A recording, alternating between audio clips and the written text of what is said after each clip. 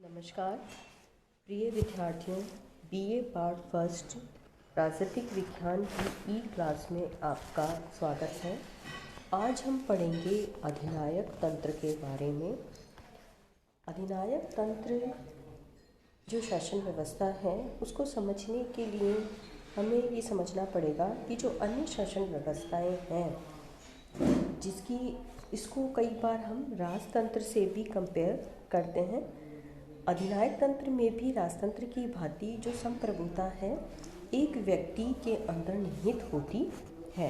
जैसे राजतंत्र के अंदर राजा के पास में शक्ति होती है, उसी तरीके से अधिनायक तंत्रीय व्यवस्था में भी जो शासन सत्ता है किसी एक व्यक्ति के हाथ में होती है और उसी व्यक्ति की इच्छा अनुसार वो शासन सत्ता का प्रयोग करता है। अब अधिनायक तंत्र को समझने के लिए आवश्यक है कि राजतंत्र और अधिनायक तंत्र के अंतर को भी हम समझें, क्योंकि उसमें भी एक ही व्यक्ति का शासन होता है और इसमें भी एक ही व्यक्ति संप्रभु होता है और संप्रभुता उसी के हाथ में होती है। तो राजतंत्र और अधिनायक तंत्र में मुख्य अंतर है कि शासक द्वारा पद ग्रहण करने की विधि के आधार पर इनके अंतर हम कर सकते हैं। राजतंत्र में जो शासक है साधारणतः वंशानुक्रम के आधार पर अपना पद ग्रहण करता है। जैसे जो पिता होता है उसके बाद बड़ी जो संतान होती है राजा की, वो राजा बनती है। तो वंश परंपरा के आधार पर पद प्राप्त इसके अंदर होता है।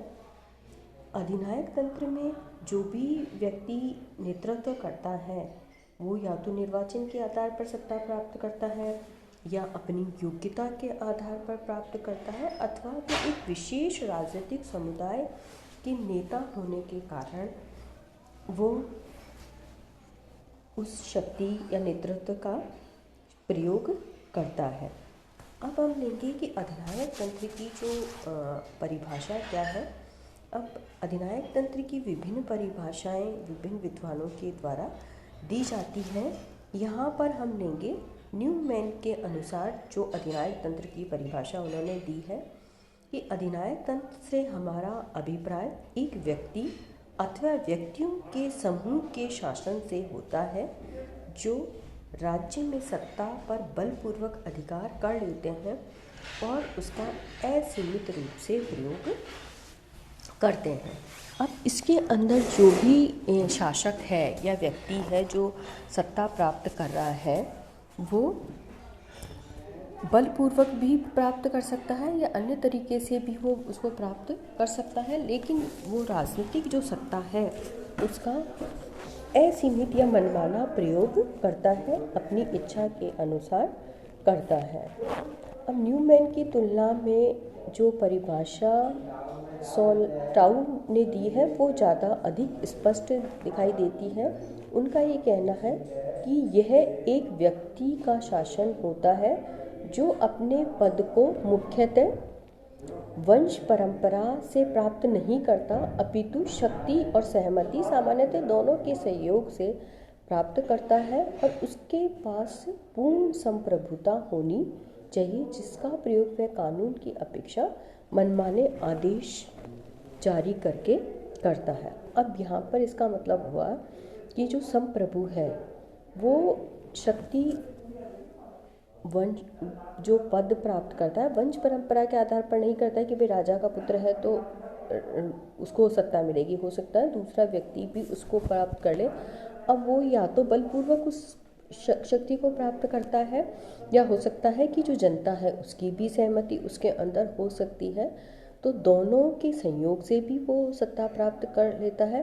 अब यहाँ पर वो कानून का तो पालन करेगा लेकिन वो उसका मनमाना प्रयोग उसके अपनी इच्छा अनुसार करता है, इसलिए वो अधिनायक कहलाएगा। अब यह है कि जो अधिनायक तंत्र की जो परिभाषा जब हम समझते हैं उसका अर्थ समझते हैं तो अधिनायक तंत्र प्राचीन और नवीन, मतलब प्राचीन काल और नवीन काल में थोड़ा सा अंतर है। अधिनायक तंत्र भी प्राचीन और नवीन इन दोनों रूपों में हमारे सामने आता है। प्राचीन अधिनायक तंत्र उसको कहा जा सकता है जिसमें सत्ताधारी व्यक्ति सैनिक शक्ति की सर्वोच्चता के आधार पर अधिनायक बन जाते हैं, जिसमें नेपोलियन बोनापार्ट का अधिनायक तंत्र इसी प्रकार का था कि उन्होंने सैनिक शक्ति के बल के ऊपर अपनी शासन व्यवस्था को या सत्ता को हासिल किया। आधुनिक जो युग में अधिनायकवाद का रूप है, उसमें अधिनायक के पदारूढ़ होने की दृष्टि से उसका रूप बदल गया है और अब अधिनायक जो बनता है वो या तो दल का नेता होता है जो किसी भी देश विशेष का शासन कर लेता है। इस प्रकार अधिनायक जनता या कम से कम किसी दल विशेष की पसंदगी के आधार पर पद ग्रहण करता है और जब सत्तारूढ़ हो जाता है और उसके बाद वो तानाशाही ढंग से शासन का संचालन करता है। मतलब वो सैनिक आधार पर उसने सत्ता प्राप्त नहीं की, दल के नेता होने या जन सहमति के आधार पर उसने सत्ता को प्राप्त कर लिया, लेकिन फिर उसके बाद में उसने जो भी सत्ता का प्रयोग किया वो मनमाने ढंग से या तानाशाही ढंग से उसका प्रयोग किया। इस प्रकार के अधिनायकवाद का मुख्य रूप से प्रथम विश्व के बाद उदय हुआ। उदाहरण के रूप में सन 1922 में फाजी दल की सहायता से मुसोलियन और सन 1923 में प्रीमो रिवेरा स्पेन में और सन 1933 में हिटलर ने नाजी दल की सहायता से जर्मनी का अधिनायक बन बैठा।